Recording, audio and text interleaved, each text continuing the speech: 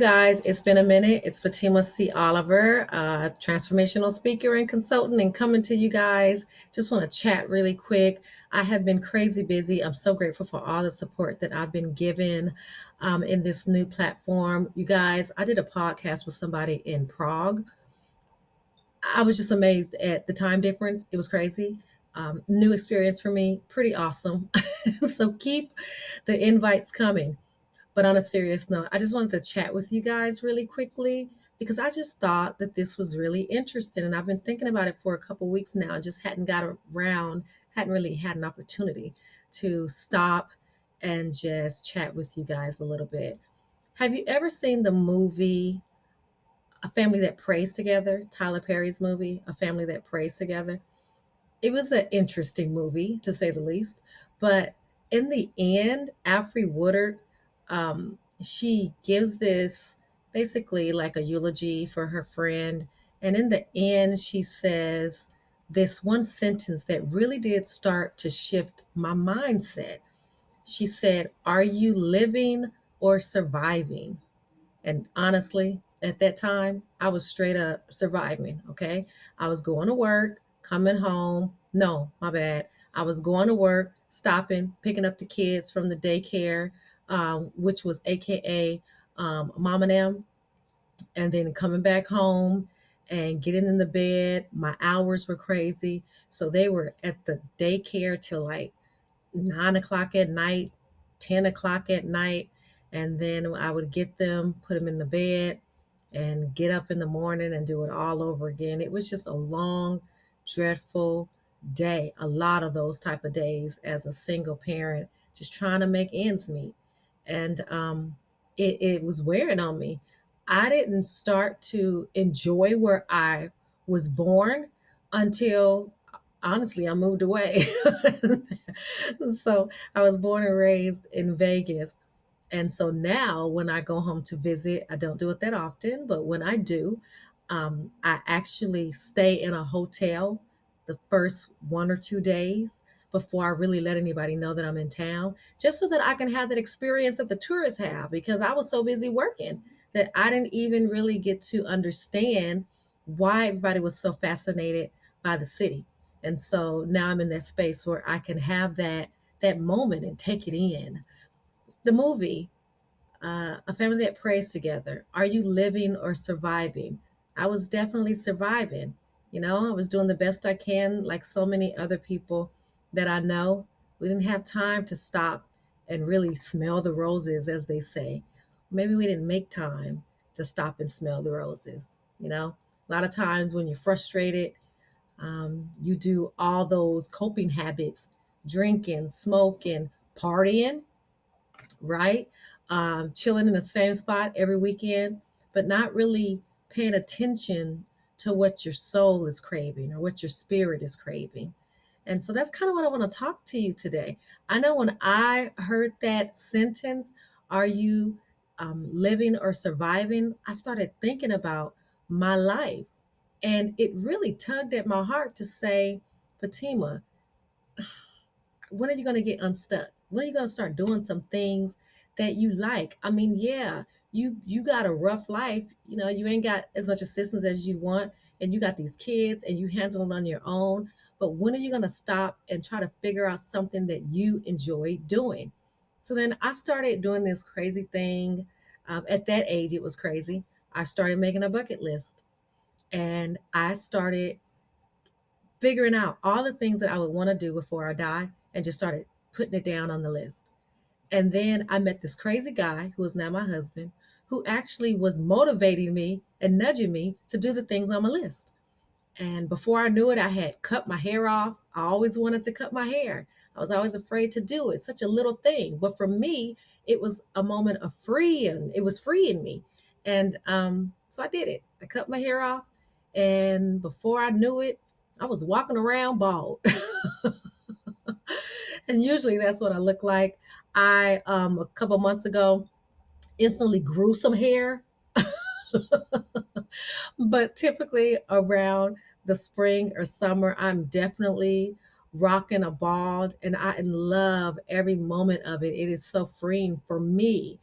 But in the beginning, it was a risk. It was just something that was on my list that I wanted to accomplish. I loved a woman who had the boldness and the sassiness to wear her hair totally chopped off and be so confident. And I wanted to be one of those people. So when I cut off my hair, I started to feel a little bit of that confidence and sexiness, if you will, about being able to walk around and own it. And that's what living is sort of about. Of course, we all don't have it all together, but that's tapping into what living is. There's two phrases, if you want to say, or two definitions: intrinsic motivation and extrinsic motivation. So extrinsic motivation is what I was doing. Is it's when you do something for a reward. So I was going to work. Why? Because I had to pay them bills. I had stuff. I had people to take care of. I had to pay the babysitter for my kids. So I was going to work not because I liked the job, not because I really enjoyed what I did, but because it was necessary, right? It's just like when you tell a child to clean their room. They clean the room because they think they're going to get a reward. And sometimes their reward is you're not going to be on punishment. But either way, there's a motive on the other side that is tangible for them.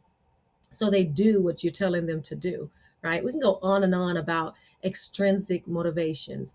Intrinsic motivations are those things that feeds your spirit, are things that you get an inward uh, soothing, if you will. It makes your heart smile. Whatever actions that you're doing, it makes your heart smile, and so you want to continue to do them. That's what you want to get more into doing. And that's what I had to learn. So I started off on a bucket list. I cut my hair, and then it opened up the door for me to try some other things. I wound up learning how to wrap my head. That sounds so small, but I always wanted to learn how to do a head wrap. I learned how to do a basic head wrap. This gay guy at the in LA at the beach, he taught me how to wrap my head.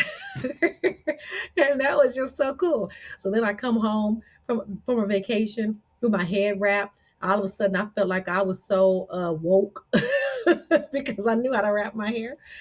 But those were just little things that made me come alive on the inside. Then I got an opportunity to have an interview hundreds of miles away, if not thousands of miles away. Not sure because my husband tells me never to talk about geography. So I'm just going to leave it at hundreds of miles away. And I started to understand that I was getting the strength of risk taking.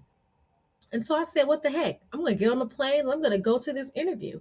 I never would have done that if I wouldn't have started out in these small areas of intrinsic things that would make me feel motivated and come alive on the inside. I got on the plane and went and did the interview. And before I knew it, we were moving and we moved to Charlotte. And from there, my life just started to really come alive.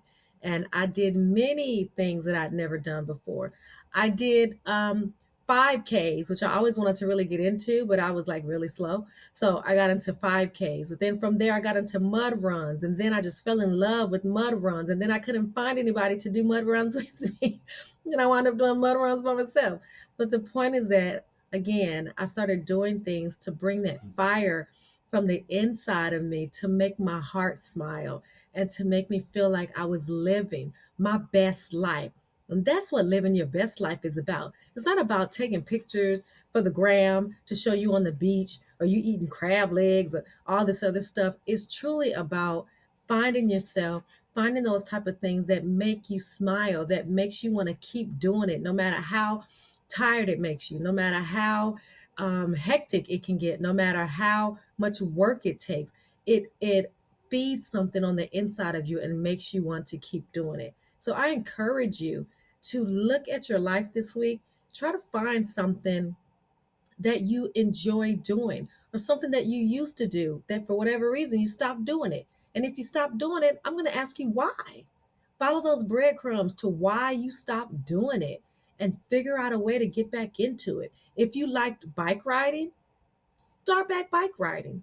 If you liked singing, get in the choir and start back singing. There are so many ways that you can use talents and gifts that you've been given from the man above, and life can kind of take that away from us, or we give it away. But either way, every day we have a chance to start over. So I encourage you to try to find some intrinsic opportunities, right? That's the word for this week. Intrinsic motivation, intrinsic opportunities, a way to feed your soul. Again, this is Fatima C. Oliver, transformational speaker and consultant. Don't forget, I got a book out there. It's on Amazon. The prescription is in the dirt. And one more thing, I don't think I saw you last week when I did my virtual event, Crushing the Elephants. We was talking about some good stuff. I mean, if you're watching my videos, you may as well go sign up, register. I'm having another one May 15th. And I really hope that I see you in attendance, okay? Because that was kind of shady not showing up. But I give you another chance. And we're going to talk about crushing those elephants, getting rid of those things in our lives that have adjusted our atmosphere in a negative way, that have us tiptoeing around our own life. That's cray cray. Okay? Let's fix that.